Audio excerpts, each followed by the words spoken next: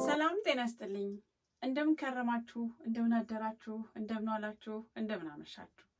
ሰላምታዬ እንደያላችሁበት ሀገር ሰዓት አቆጣጠር እንደዚሁም እንደምትመለከቱበት የሰዓት ልዩነት በያላችሁበት ይድረስ። አበባ ኃይሌ እባላለሁ። ይዤላችሁ የመጣሁት የአማርኛ ቋንቋ ትምህርት ነው። አዲስ ወደዚህ ወደ አማርኛ ትምህርታችን ወይንም ወደ ዘመን አማርኛ ቲዩብ ቻናላችን ለተቀላቀላችሁ እንኳን በሰላም መጣችሁ ብያለሁ።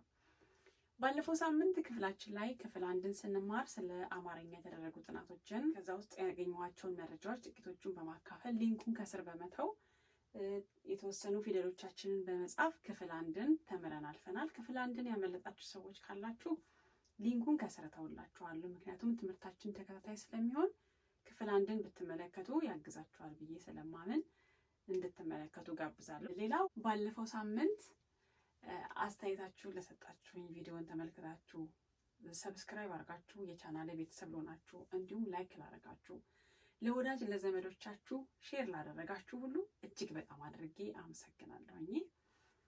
ይህንን ትምህርት የምንማረው ወይንም ይህን ትምህርት ላስተምር ዋና የተነሳሳሁበት ዓላማ ቤት ውስጥ በማንኛውም እድሜ ክልል ያሉ ከህፃን እስከ አዋቂ ድረስ ያሉ አማርኛ ቋንቋ እያዳመጡ ወይንም እየተናገሩ መጻፍና ማንበብ ለማይችሉ ሰዎች ያግዛል ብዬ ያመንኩበት መንገድ ነው።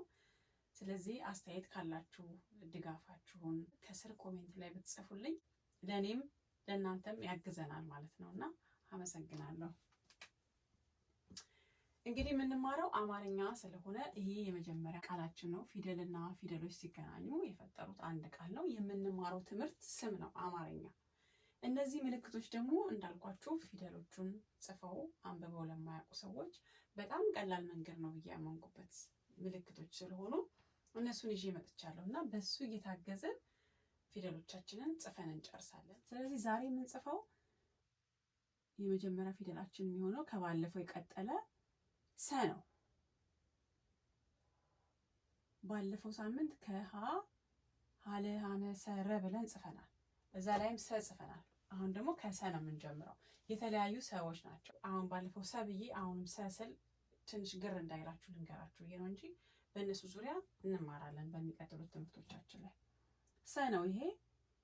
ቀጥሎ ደግሞ ሁለት ቀጥታ መስመር እናደርግና እንደዚህ ስናደርገው ሸ ይሆናል።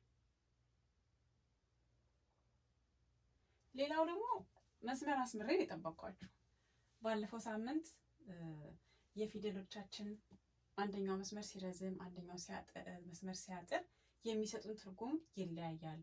መጻፍ የፈለግነውን ሳይሆን ያልፈለግነውን ልንጽፍ እንችላለን ብዬ ትንሽ አስረድቻችሁ ነበርና ሳስበው ለምን በዛች ምሳሌ ብቻ እንገደባለን? እኔ ስሩ ከምል እኔ ራሴ አስምሬ ለምን አልጠብቃቸውም ብዬ እነዚህን ቆንጆ መስመሮች አስምሬ ጠብቂያቸዋለሁ። ስለዚህ እኔ እንደምጽፈው እያያችሁ ህጎቹ ትንንሽ ናቸው፣ ግን በጣም የሚጠቅሙ ናቸው።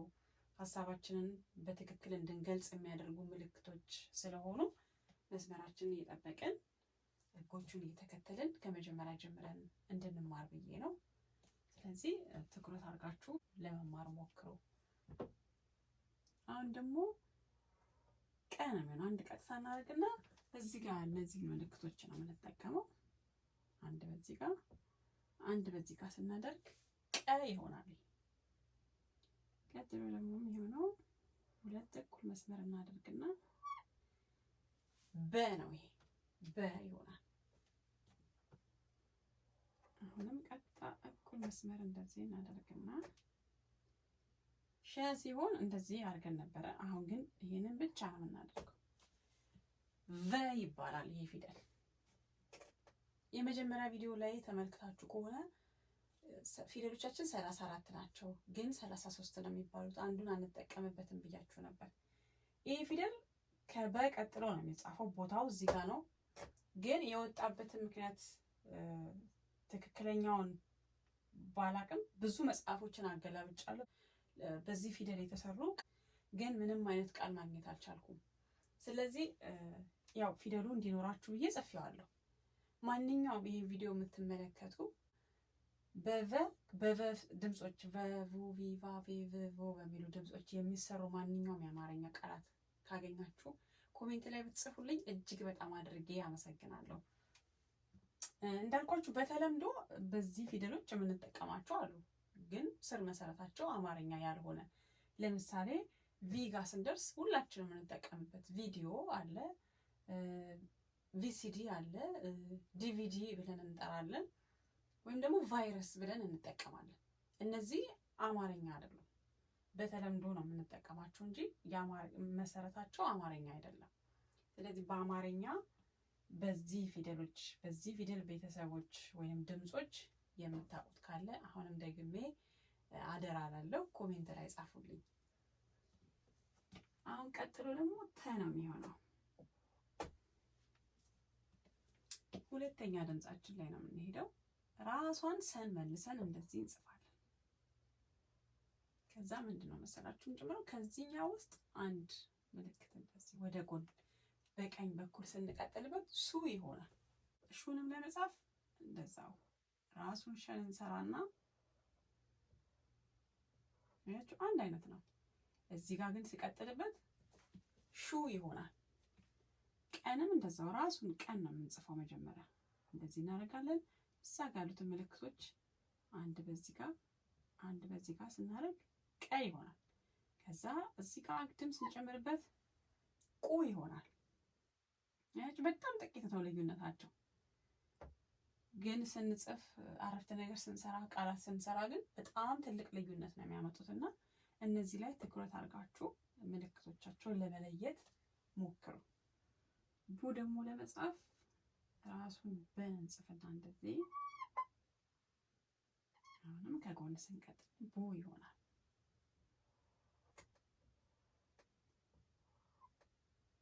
እንደዚህ አድርገን ይሄ ደግሞ ቡ ነው።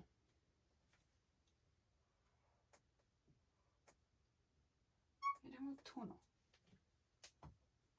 ተን ራሱን ጽፈን ከጎን ነው የሚጨመርነው። አያችሁ አንድ አይነት ናቸው። ከጎን ብቻ ነው ትንንሽ መስመር የተጨመረው፣ ግን በጣም ትልቅ ልዩነት አለው ቃላት ሲመሰረቱበት። አሁን ደግሞ ሶስተኛ ድምጻችን ላይ ነው የምንሄደው። አሁንም ራሷን ሰን ነው የምንሰራው። አያችሁ ሰን ራሷን ሰራና ቅድም ጎን ላይ ነበረ አግድም የጨመርነው። አሁን ደግሞ እዚህ እግሩ ላይ ስንጨምር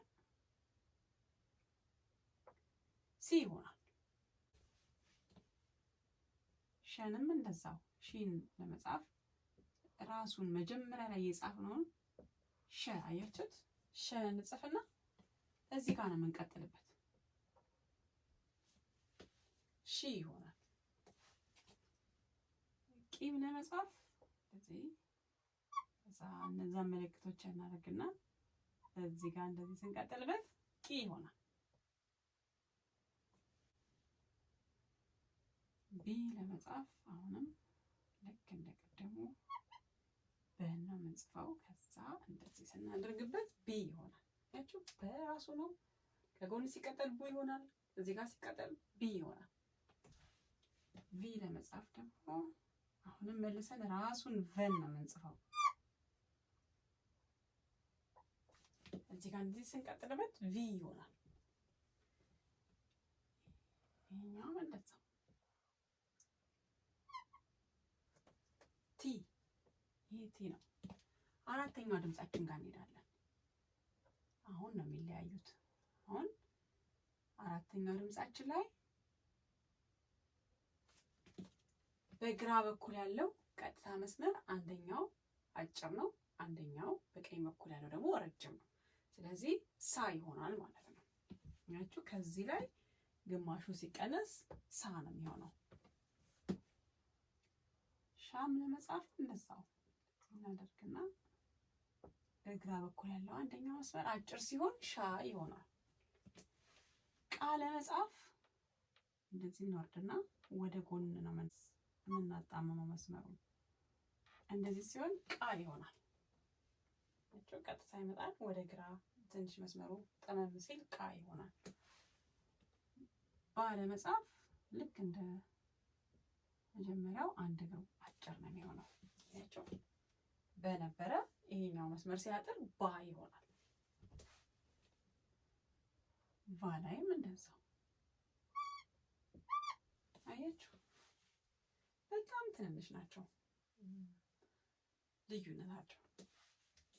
ታላይ ስንጽፍ ልክ እዚህ ጋር ቃላይ እንዳደረግነው ቀጥ ብለን እንወርድና ወደ ጎን እንደዚህ ስንወስደው ወደ ግራ ጠመም ስናደርገው ከታች በኩል ታ ይሆናል። አሁን ደግሞ እነዚህን በብዛት እንጠቀማለን። ሰርክሎቹን አምስተኛው ድምጻችን ነው የሚሆነው። ይሄ ራሱን ሰን ነው የምንሰራው። አሁንም እንደገና መጀመሪያ ላይ የሰራነው ሳያያችሁ አይደል? ይሄ ሰ እንሰራና ክቡን እዚህ ጋር አምጥተን እንደዚህ ስናስገባው ሴ ይሆናል። ሼ ላይም እንደዛው የመጀመሪያውን ሸ ነው የምንጽፈው። መጀመሪያ ላይ ጻፍነውን የመጀመሪያውን ድምጽ ሸ እንሰራና እዚህ ጋር ክብ ስንጨምርበት ሼ ይሆናል።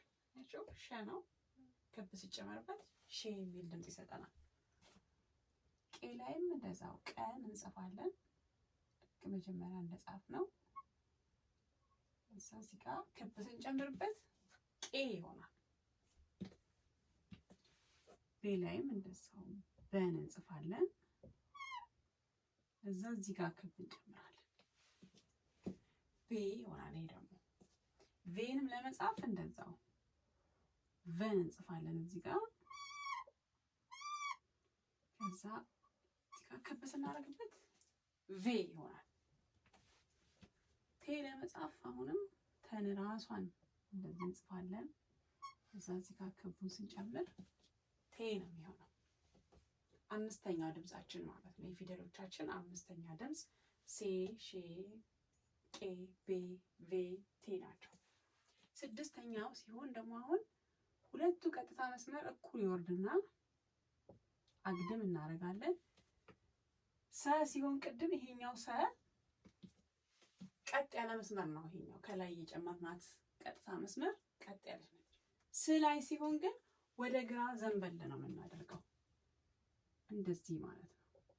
ይሄ ስ ነው። ራሷን ሰን ነው የምትመስለው። ከላይ ያለችዋን ብቻ ትንሽ ጋደል ስናደርገው ስ ይሆናል። ሽ ላይም እንደዛው ሸን ነው የምትመስለው።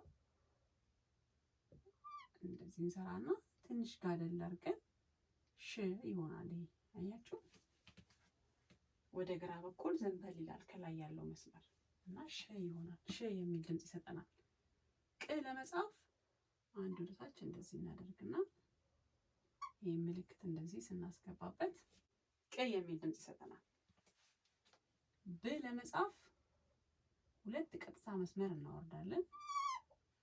አንድ አግድም እናደርግና ቅድም ቡ ለመጻፍ በቀኝ በኩል ትንሽ አግድም መስመር ጨምረን ነበር በቡ ለማድረግ። አሁን ደግሞ ብ ለመጻፍ ይሄንን መስመር ቦታውን ነው የምንቀይረው። በግራ በኩል እናደርገዋለን። አያችሁ ቡ ሲሆን በቀኝ በኩል ነበረ፣ ብ ሲሆን በግራ በኩል ሆነ ከጎን ያለው ምልክት። ቭም ሲሆን እንደዛው ቨን እንሰራለን እንደዚህ። ከዛ እዚህ ጋር ነው የምንቀጥለው። ቡ ላይ በቀኝ በኩል ነበረ፣ ቭ ላይ ሲሆን በግራ በኩል ሆናል ከጎን የሚቀጠለው ምልክት። ት ለመጻፍ ደግሞ ልክ እንደ ቅ እንደ መጀመሪያው ቀጥታ ወደ ጎን እዛ እንደዚህ እናደርግና ይሄ እንዲህ ስንጨምርበት ት ይሆናል። ት የመጨረሻውና ሰባተኛው ፊደላችን ነው የሚሆነው። አሁን ደግሞ ምንድነው መስራችሁ የምንጽፈው?